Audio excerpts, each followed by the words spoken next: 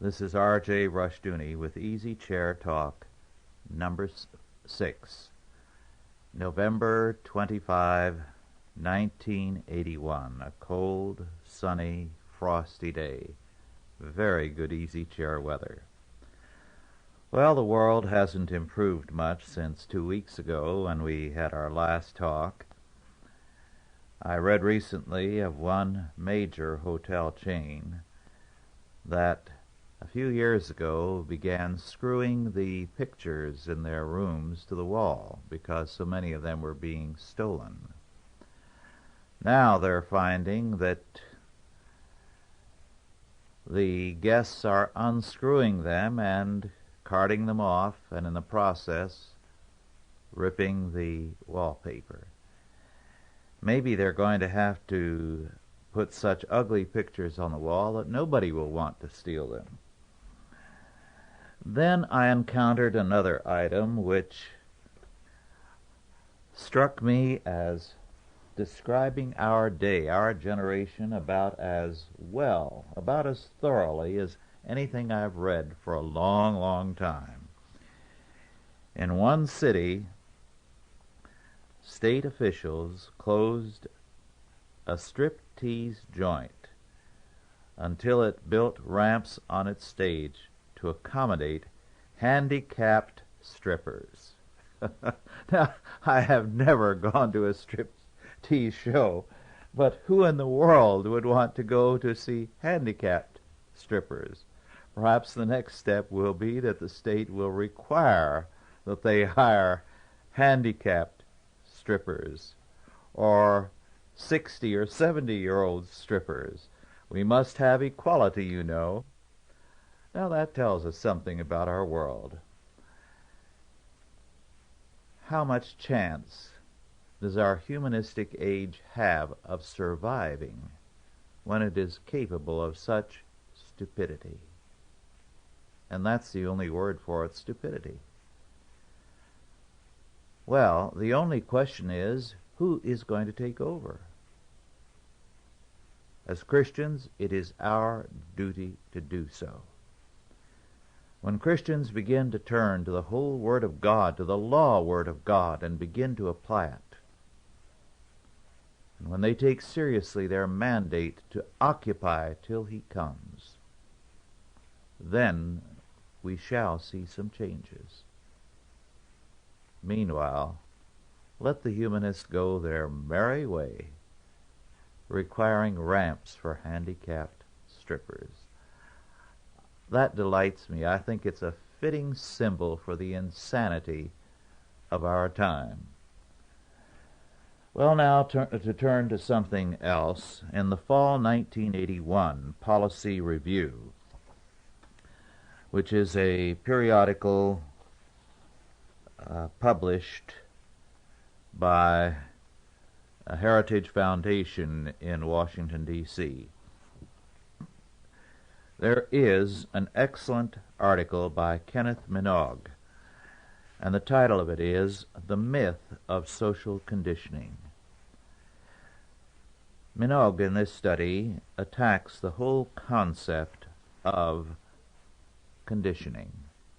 He regards it, as his title indicates, a myth.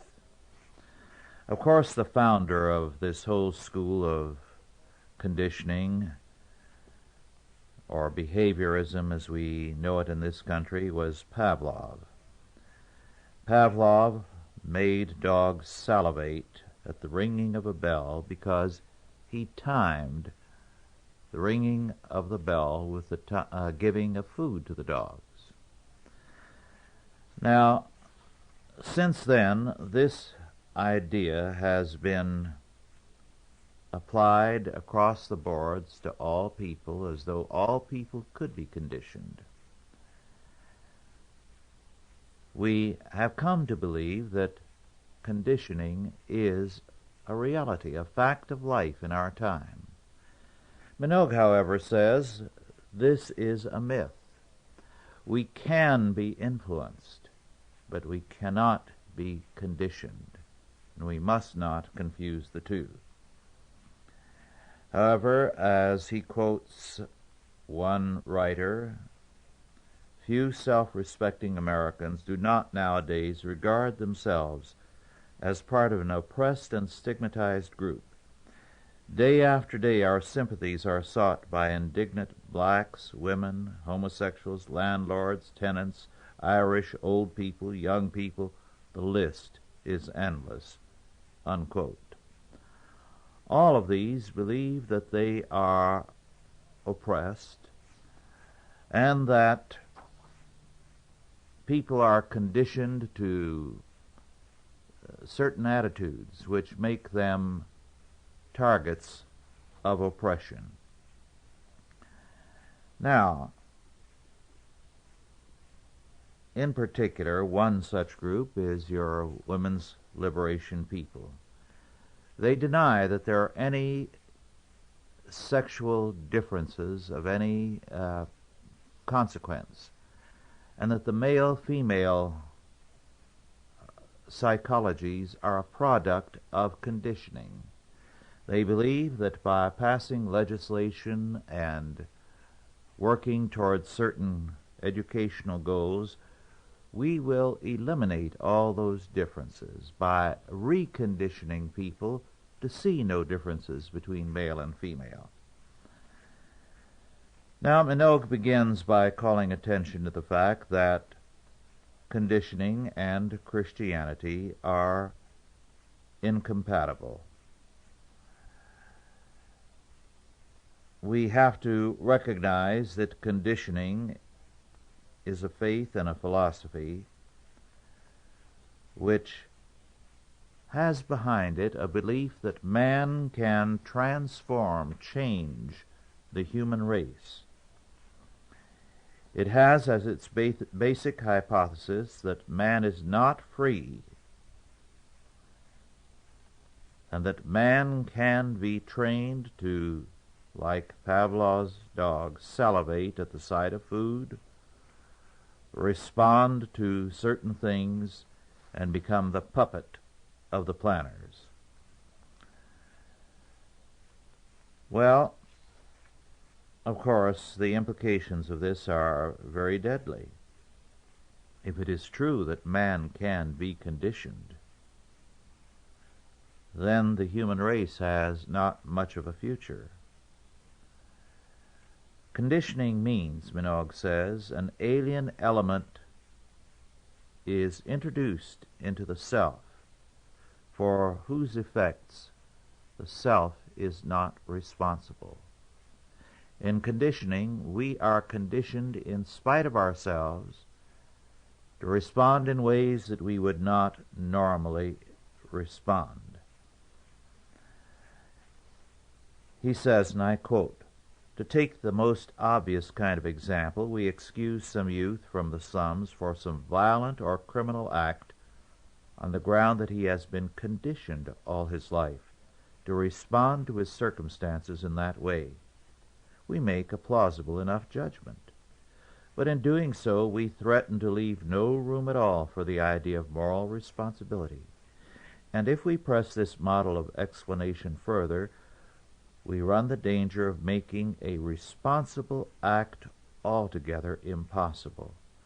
For any actual human being acts at a particular moment when some limited element of his personality are uppermost, and it is always arguable that his action is the outcome of something other than his true self." Unquote. But, Minogue goes on to say, social conditioning has become one of the master ideas of the 20th century. He traces this concept back to the Enlightenment, and the Enlightenment hoped that the control of human beings could become a scientific fact. We have, as a result, in the work of Pavlov in Russia and Watson and Skinner in this country, a deliberate attempt to gain this kind of power over men. We are told that this kind of power was exercised by Hitler, and Minogue quotes the statement, through technical devices like the radio and loudspeaker, 80 million people were deprived of independent thought, unquote. We are told that the same thing is being done to us by the communications media. We have had popular and scholarly men and thinkers propagate the idea, men like Vance Packard and Herbert Marcuse. But, says Minogue, social conditioning is impossible. And I quote, "Any kind of conditioning is something that cannot be done to a human being at all. To condition a human being would have to mean that some conditioner, that is, one or more people, had caused the object of the experiment to behave in an entirely predictable way on the application of a stimulus, for that is the kind of thing that Pavlov did with dogs. And to see why it is impossible, one need merely note several features of the Pavlovian experiment. First, in order to get the response he wanted, Pavlov had to tie the dogs up and blinker them so as to isolate the stimuli they were receiving. Such complete control cannot usually be achieved in dealing with human beings, and even if it could, it would generally fail to deal with a flood of internal stimuli in the form of thoughts and sensations, memories and reflections, which constitute the inner life of a person." Unquote. Well, I think the statement there is an excellent one.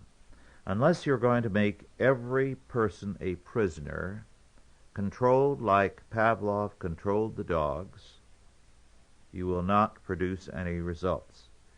And even then, it is unlikely that it will work. In the Korean War, we had brainwashing. But if those people who are brainwashed, and they were by and large people without any faith or principles, if those people who are brainwashed were released, there's no question that immediately the brainwashing, if it existed, was gone. The question then remains, was it really brainwashing or was it a moral weakness? The Koreans found they could not brainwash anyone who had a strong Christian faith or a strong belief in the free market, or both. Both classes of people had a fundamental set of principles in terms of which they hated the Marxists. They knew where they stood. It was those who had no such beliefs who were brainwashed, or at least acceded to it. Not believing anything, they are ready to be agreeable to anything. When they were released from the prison camps, they went right back to the beliefs they had before they entered them. By the way, Minogue quotes the so-called remark of Ignatius Loyola, the founder of the Jesuits, "Give me the child for the first 7 years, and I will give you the man." He points out that Loyola apparently never said any such thing. It was attributed to him, perhaps mischievously, by Voltaire. But to continue, Minogue points out that the simple idea of influence has been replaced by the pseudo-scientific idea of conditioning. We are trying to view everything scientifically, and as a result are becoming quacks. To adopt the idea of conditioning, he says, is to establish a civil war within the soul, and character is then replaced by conditioning. Moreover, as he says again, this whole concept is alien to our Christian civilization. Moreover, he makes this telling observation, and I quote, "In the conditioning model, I merely discover that I have been the victim of alien influences. Self-discovery is thus impeded by the assumption that the rejected component of the self has no connection with the real me," unquote. Do you get the drift of that? If we believe in conditioning, we can avoid moral responsibility. We can say, I was conditioned to this by my environment or by the communications media, and therefore it was not I that sinned, but the conditioned reflex that led to it. Dealing with the feminists, he said, and I quote, "The women who try to slough off their inherited femininity like an old snakeskin are drawn toward an abstract ideal of liberated womanhood, entirely unconnected with their individual character," unquote. The result is that they think in terms of a de-individualized personhood. And it is a good model, he says, for insanity. As a result, he says, we view a great many things through the eyes of conditioning and, as a result, through falsified perspectives. The Moonies, for example, we insist they are conditioned. This is an easy out for parents who do not want to admit that their own training of their children was poor or their child's character was poor. And the child has gravitated to some false idea because of the weakness in that child. It's much simpler to say, these baddies have taken my child and they have conditioned him. The result is we are not ready to face up to the realities of our world because we are agreeing to the myth of social conditioning. Well, so much for that very important and interesting study by Kenneth Minogue. Now I'm going to deal with 3 books, and my comments will weave in and out of them.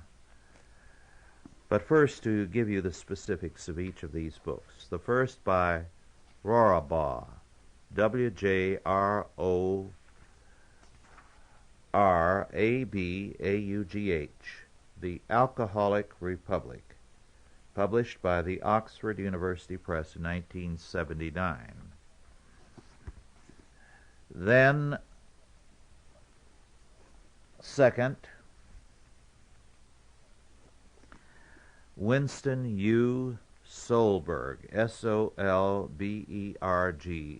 Redeem the Time, The Puritan Sabbath in Early America, published in 1977 by the Harvard University Press. Then the third is Paul E. Johnson, A Shopkeeper's Millennium, Society and Revivals in Rochester, New York, 1815 to 1837, published by Hill and Wang in New York, a division of Farrar, Straus, and Giroux. It was published in 1978. These books have to do with the Sabbath and with alcoholism in America. Now, these may seem to be very much unrelated subjects, but there is really an important connection. What is that connection? Well, in The Alcoholic Republic, Rorabaugh points out that within 30 or 40 years of the War of Independence, the United States became a thoroughly alcoholic republic. The rate of alcoholism became extremely high. It struck every class in society, the working man, the students, the clergy, scarcely a class that was not affected, except the upper class, which is an ironic fact. It was so bad that there were problems, riots, and all kinds of troubles on college campuses because of alcoholism. Workers were becoming increasingly incompetent because of alcoholism. The result was a temperance movement which led to a prohibitionist temper which continued in this country, culminating at the end of World War I in the 18th Amendment, the Prohibition Amendment. Now, the reasons for this are traced by Rohrabach. There were, by the way, ups and downs in the rate of drinking.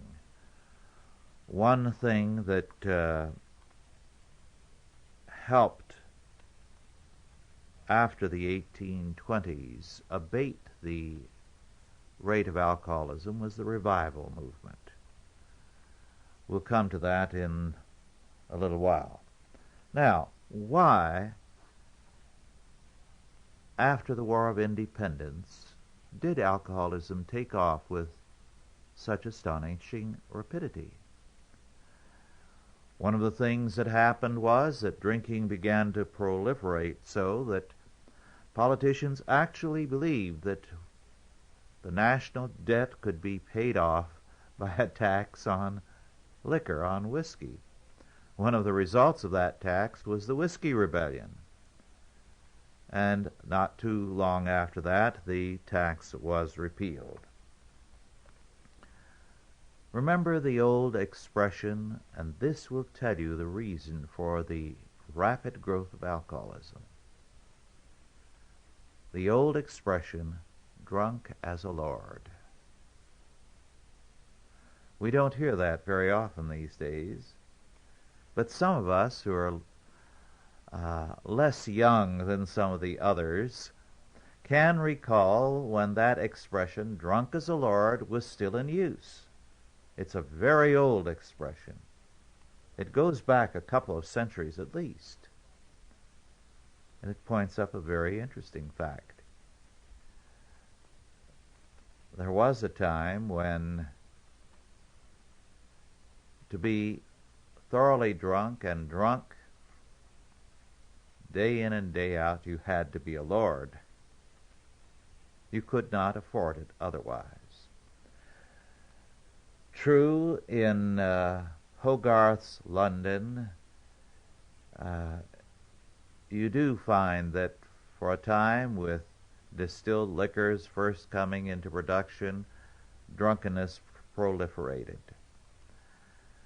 But by and large, the cost of getting drunk began to increase, so that for most of history, up until the last century, it was expensive to get drunk. So the expression, drunk as a lord, it meant that you had really spent money to get that drunk. Now,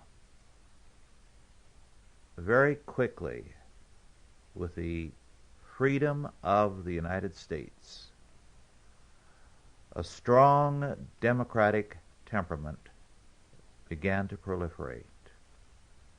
People began to feel that they were the lords of creation, that anything a lord could do, they could do. And so you had the rapid growth of heavy drinking among all classes, especially the lower classes. As a result, alcoholism began to proliferate at an astonishing rate. You had the situation where even occasionally the clergy were too drunk to be able to continue in a service. It is ironic that among the first temperance people were the Unitarians. The Unitarians emphasized reason. They were rationalists. And hence they disliked liquor, because liquor interfered with the function of reason, good thinking.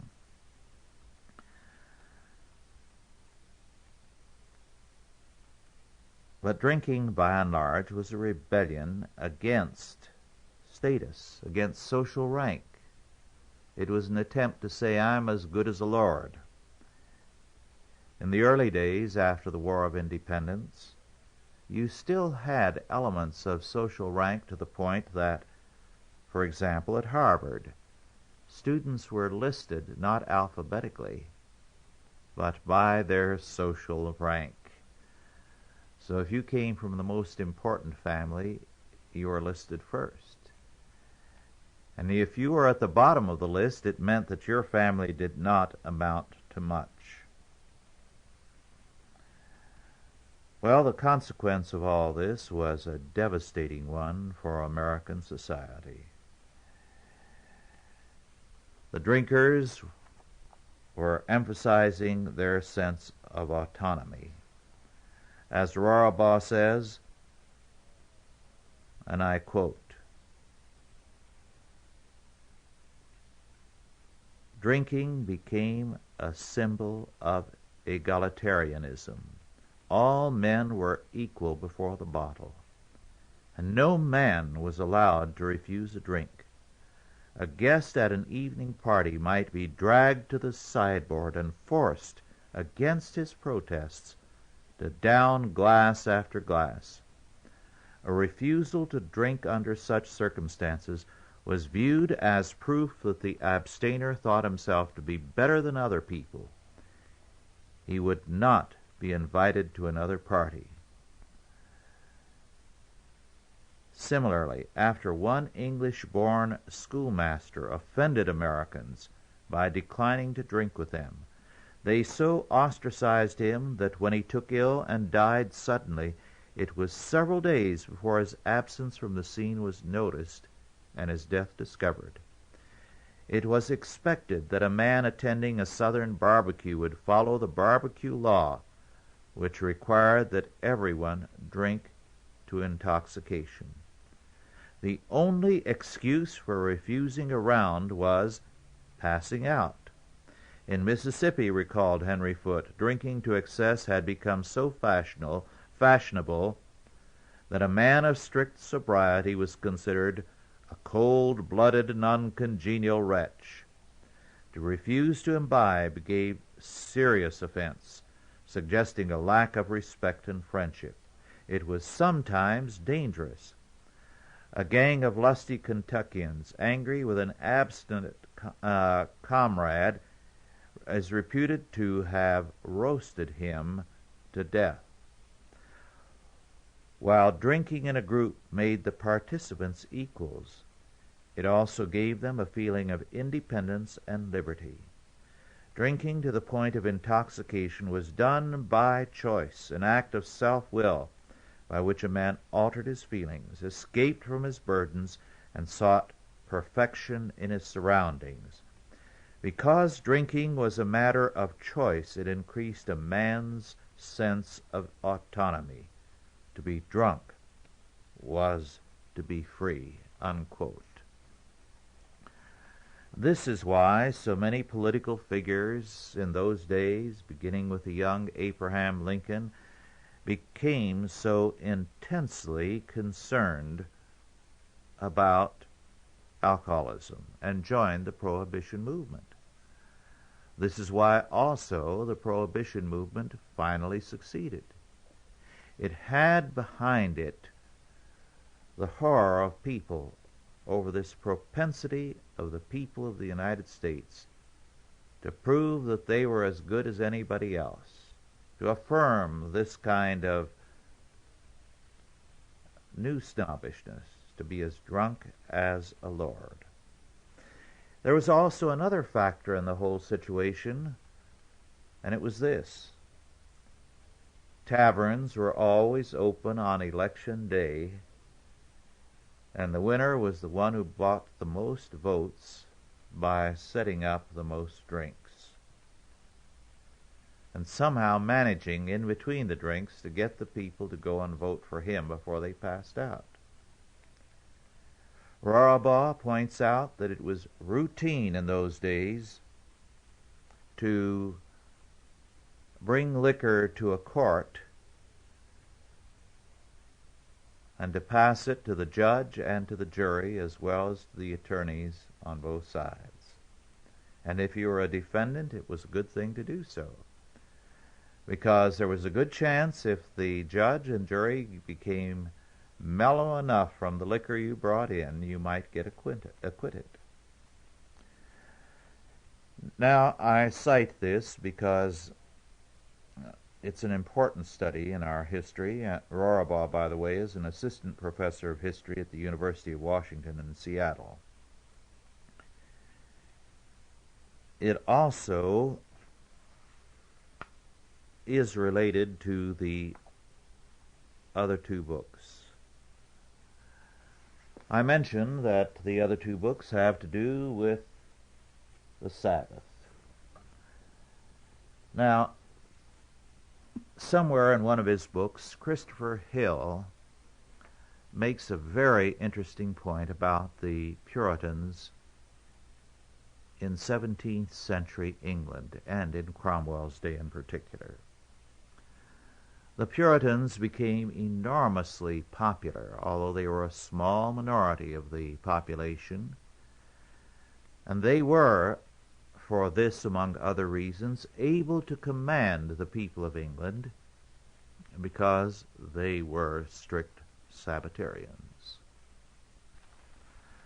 However, their Sabbatarianism differed from that of the last century in this, in that the Puritan Sabbatarians saw what the Ten Commandments clearly teach, that we are to rest on the Sabbath day. Not only we, but our animals and our servants. Now, in 17th century England, there was no day of rest for the ordinary man.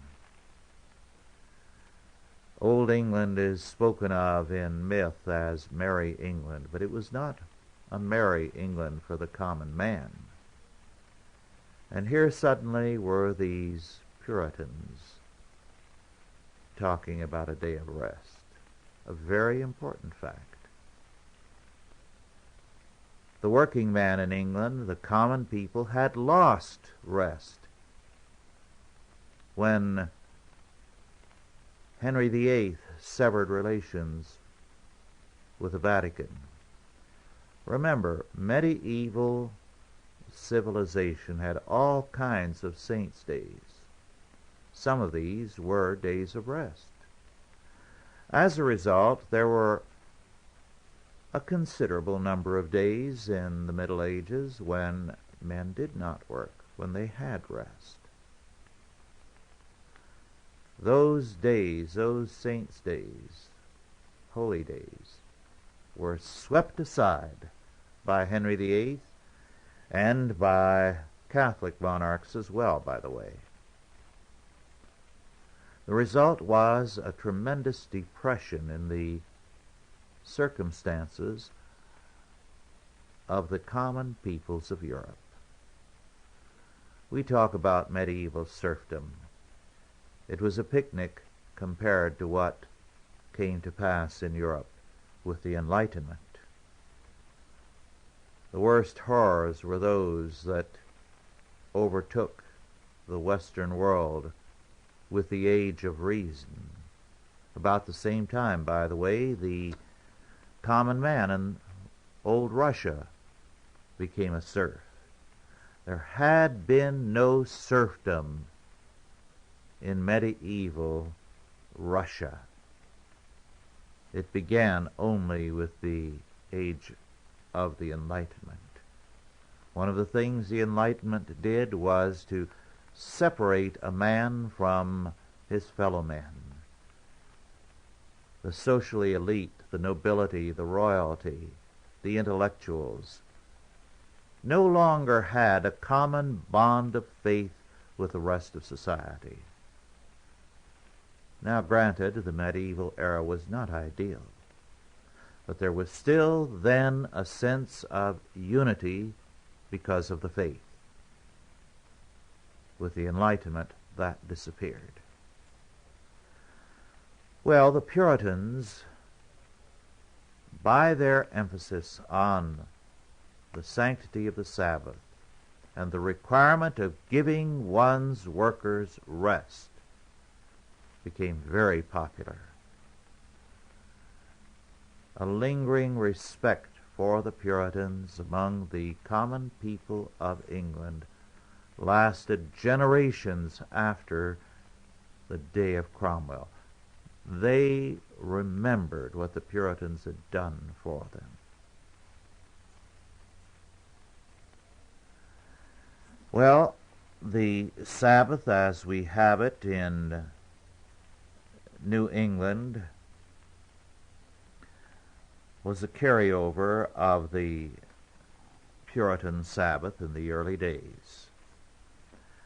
Moreover, one of the things that marked that age and this country to, let us say, the 1820s was that a man who had a mill or a shop or a small manufacturing plant usually housed his workers in his own home. Some of those homes were rather large. Or there was a place in back where these men slept. They were fed by his wife or by his servants at a common table where the employer and the workers sat down together.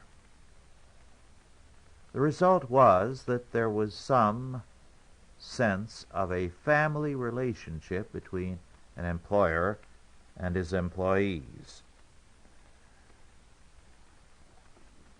If you sat at a table with a man morning, noon, and night, 7 days a week, you would begin to be concerned about him.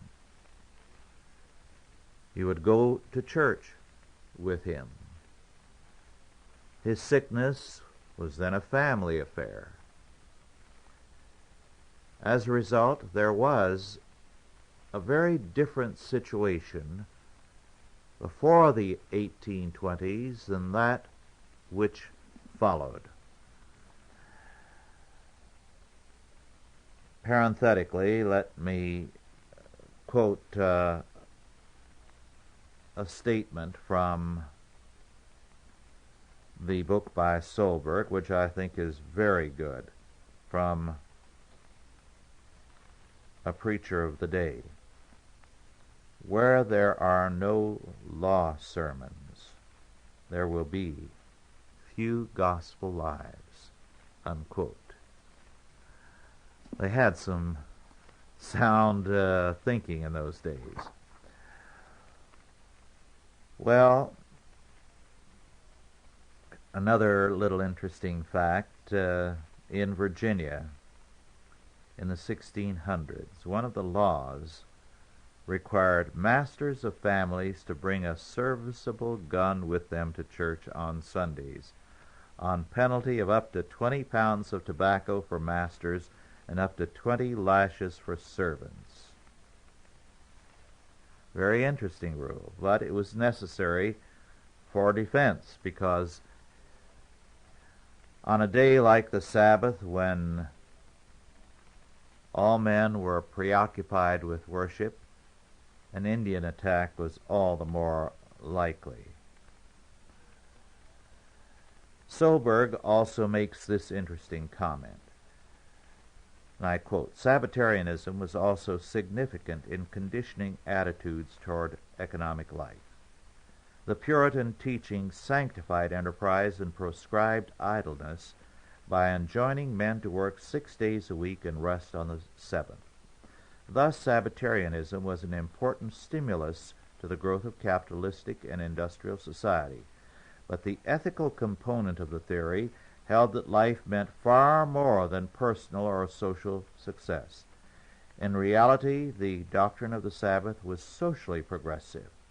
The strong social case for the enforcement of the Sabbath rest has been obscured by historians who repeat anti-Puritan propaganda about blue laws and the killjoy side of Sabbatarianism," unquote. The blue laws, by the way, were a myth. You can buy a copy of them, but they were manufactured by a Tory critic of the Americans during the War of Independence. But now to get to the point. What happened at that dividing line? Well, in the 1820s, a millennium, a shopkeeper's millennium, as Johnson describes it, took place. It was a society in which the small shopkeeper came into his own. Life was very good for him. He began to prosper. A new society was being created, and the growth was phenomenal. But there was a penalty in all of this. It meant that as he progressed and grew, he was hiring more and more people. He was no longer housing his help, whether he had a shop that manufactured or that sold, and a distance socially began to develop between the employer and the employee. So it was a millennium of sorts for the shopkeeper, as Johnson describes it, but it was also a critical stage in the development of society, because the family previously had included the workers. They had been a part of the fellowship. They went to church together. They did all things together. Now they had to have separate housing. There was less personal concern. And it was about that time that you began to see the development of rather ugly conditions of work. Long hours, poor pay, no concern by the employers. And little by little, our society became de-Christianized. You had, for some people, 7 days of work, 365 days in the year. Now, my father-in-law grew up in that old order, and in his early years worked long hours every day of the year with no time off for Christmas or Thanksgiving or any other day. That was the reality of America. And in this situation, the church stumbled and fell flat on its face. It began to throw the book at the working man in the form of strict Sabbath laws, closing the bars, but not improving working conditions. And the church gained the reputation of being nothing but a killjoy.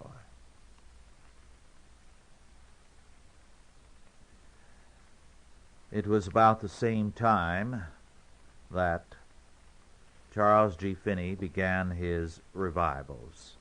In fact, he began them in Rochester, New York. And it was from there that the revival spread across the whole country.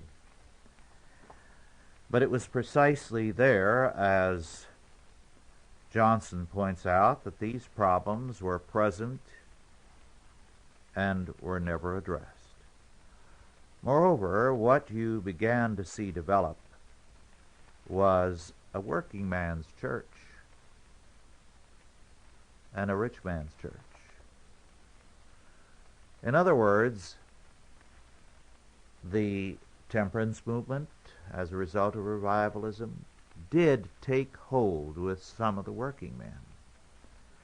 It had come down from the upper classes to the middle classes. The upper classes in the United States were the first who ceased to be drunk as the Lord. Then it was the middle classes, and then some of the lower classes who were converted by the revivals. But they no longer felt close to the boss. The boss had been their friend. He had been like a father. He was the one who sat at the head of the table and who was concerned about them. Now he no longer was. He gave them a check. He bawled them out at work.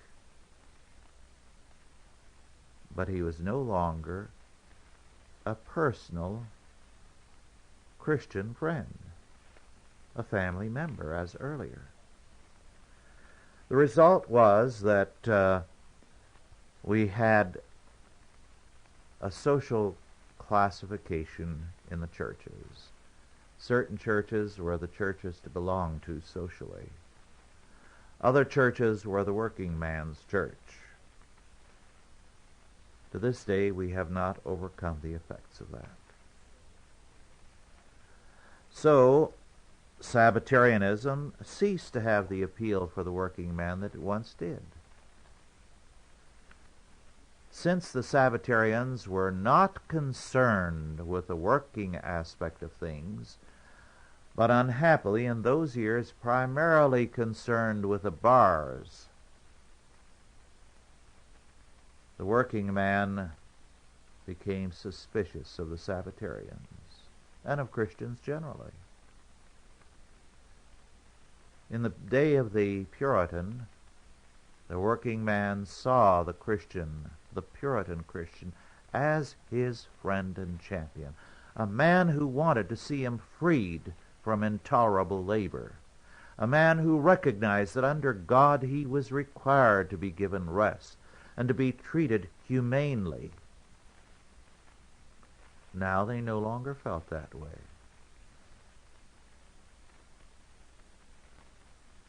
We still have not overcome the effect of that break that was created around 1820.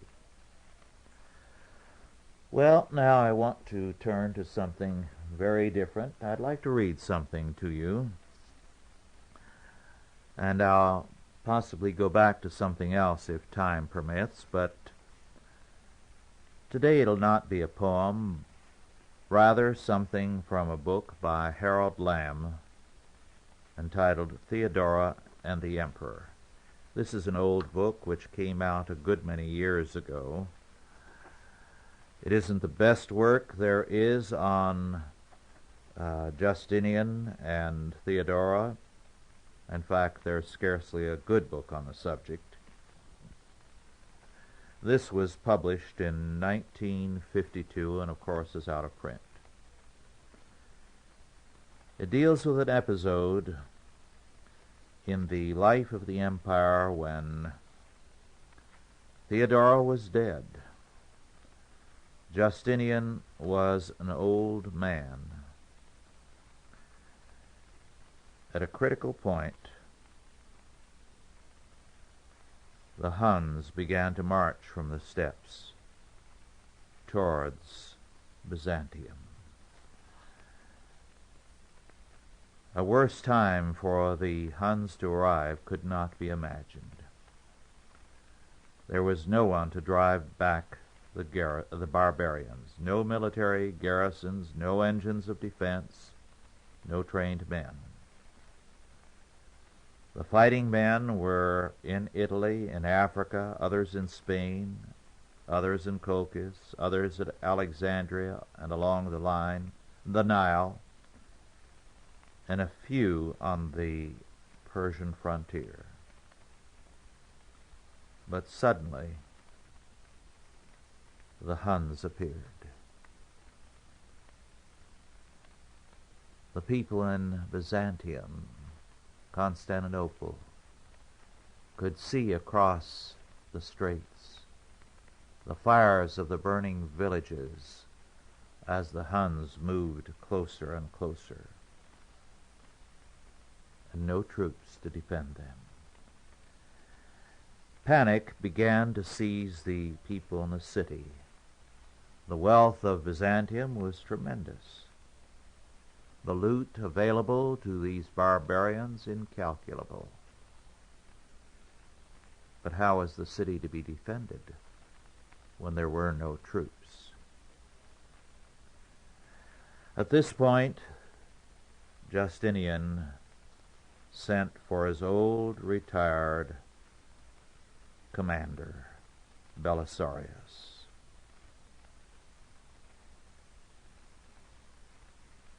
I'll read from this point on what happens. The veteran commander could not, of course, muster an army in a day. The last militia had been lost out on the long wall. Then, too, the city armories had been stripped of reserve weapons.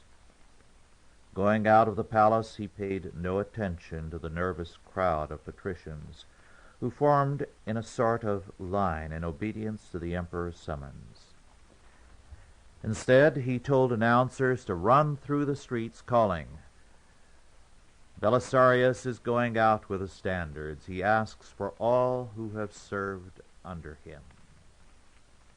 Such veterans were to meet at once in the Strategium Square.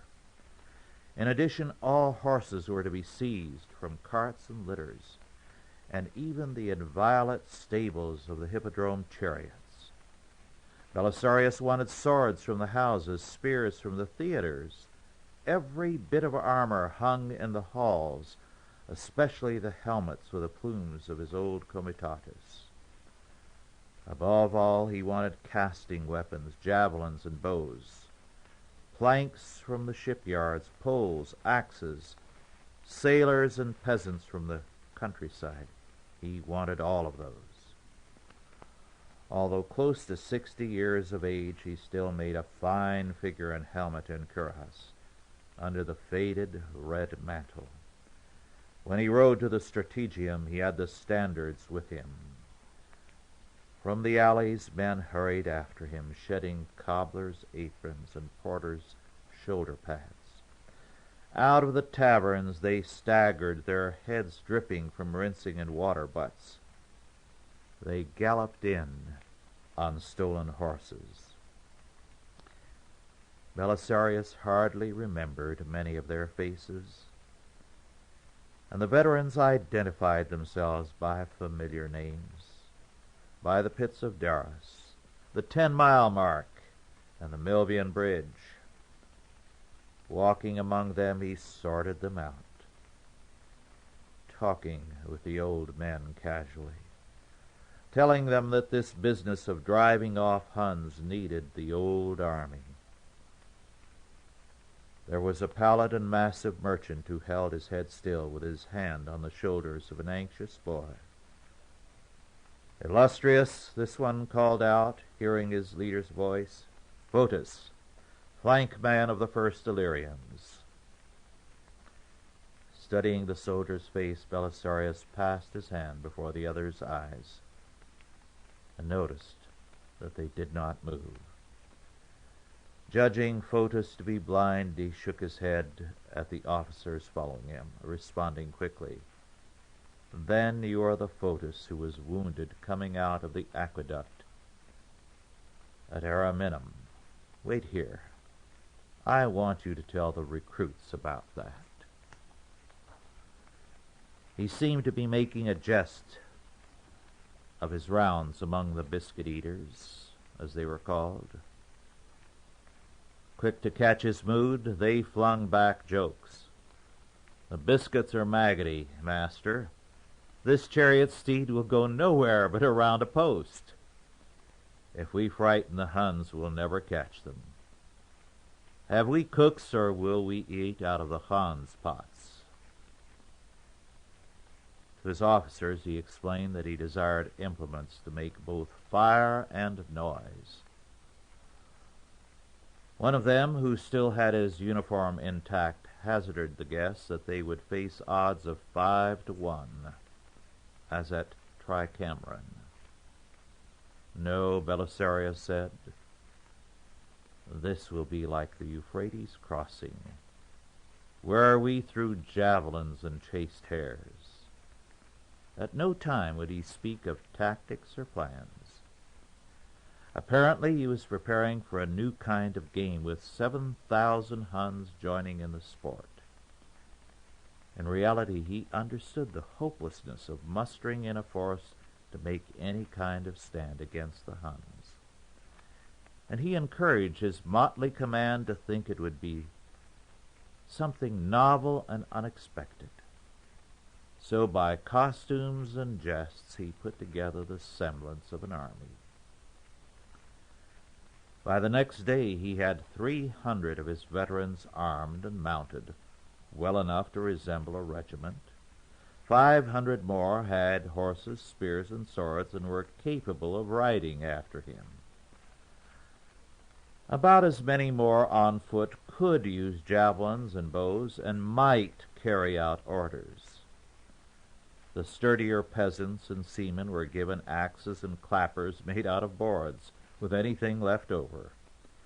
Although nothing but a mob, these last might be taken for soldiers at a distance.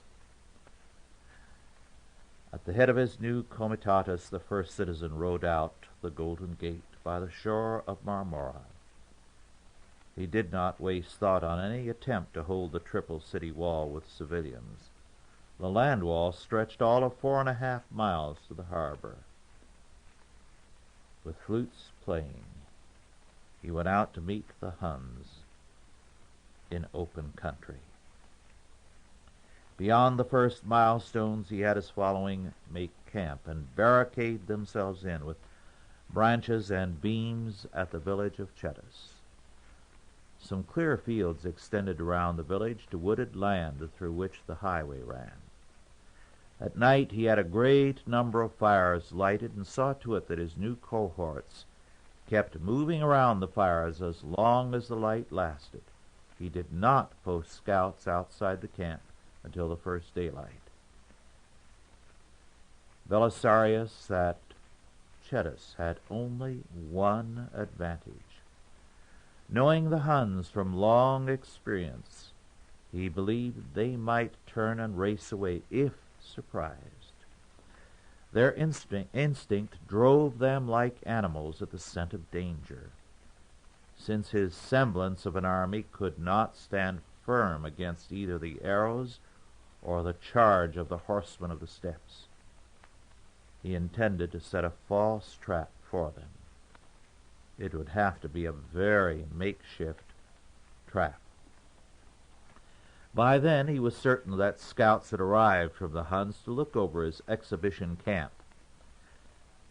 But he could not be certain what the sharp eyes of the nomads had noticed, or what conclusions they had reached. Actually, the scouts returned to Zabergan, Khan of the Kutragir Hun, with a report that a small and weak Roman army waited encamped on the high road. The Hun chieftain sent 1/3 of his column ahead to clear the road. After daybreak, Belisarius sent his missile throwers in 2 groups to either side the road within the woods. "Whatever you do after the first shafts are thrown," he warned the officers of the 2 detachments, "make a noise and keep moving." With his advance parties screened by the tree growth, Belisarius set his stage in front of the village, moving out his 300 biscuit-eaters leisurely, keeping the other riders behind them with the mob in the rear. Seen from the forest road, this array would resemble the first lines of a greater force. In any event, it would catch the eye of the foremost riders coming along the road. That happened as he had hoped. The advanced detachment of Huns in their dark leather and mail came out cautiously, waiting for the remainder of their column. The Roman cavalry at a halt offered no visible menace, and the whole scene appeared to puzzle rather than rouse the Huns, who had become contemptuous of Roman soldiery. Then the sudden discharge of javelins and arrows from the brush on either side drove the flank drivers down into the road. In some confusion the Huns took to their bows. Around them the woods rang with exultant shouting. Belisarius chose this minute to charge with his 300 dependables. Behind them other horsemen galloped, stirring up dust, while the rabble sounded its wooden clappers and trumpets. The hippodrome racing steeds, mad with its excitement, turned into the wood as if rounding the course. There was a moment when anything might have happened. The veterans, once in motion, drove in their charge, while the Huns, trying instinctively to circle out, were caught in the tree growth and scarred by the Roman javelins. The forest seemed to become a trap with the enemy triumphant. The Huns turned to race back along the road and lost heavily in doing so. The veterans pursued at the best of the speed of their carts and chariot horses. Belisarius' luck, they called it. The flight of his advance columns disturbed the Kutrigur Khan, who suspected a trap in the presence of a trained Roman army which he had no desire to meet. Hastily he evacuated his camp and retired with his horsemen to the north. Luck had played no part whatever in this. A battle is like an epidemic of fear. At some moment, somewhere, a few men who happen to be less afraid than the others, facing them with weapons, will push forward, and the others will turn to run to safety. 2 days before, 100,000 men in Constantinople had been so afraid that most of them were searching for boats to escape across the Bosphorus. Belisarius had mocked them and jested and hinted until the multitude had begun to think of other matters than running from the city. Then he had gambled on the courage of 300 over-aged soldiers in armor, pressed in a narrow way against 2,000 savage tribesmen. There had been no fake about that. The 300 had pushed ahead. The 2,000 had turned to seek safety. Once they started to retreat, the Huns kept on going. They carried off loot enough to satisfy them, and to Zavaran Khan, at least, it now appeared too painful a business to try to rush the walls of the imperial city. To that extent, the civilized fighter had outguessed the more powerful barbarian.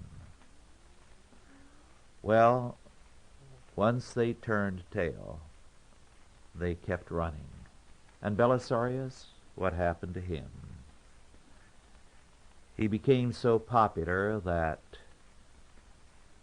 he was demoted and his property confiscated by the jealous Justinian, not one of that great man's good moments by any means. A little later it was all restored by Justinian. But Belisarius never cared. He was an old soldier who was happy for the chance once again to serve his country. Well, this brings us to the conclusion of another Easy Tape. There are some other things I want to share with you, and I'm looking forward to our next time together. Thank you.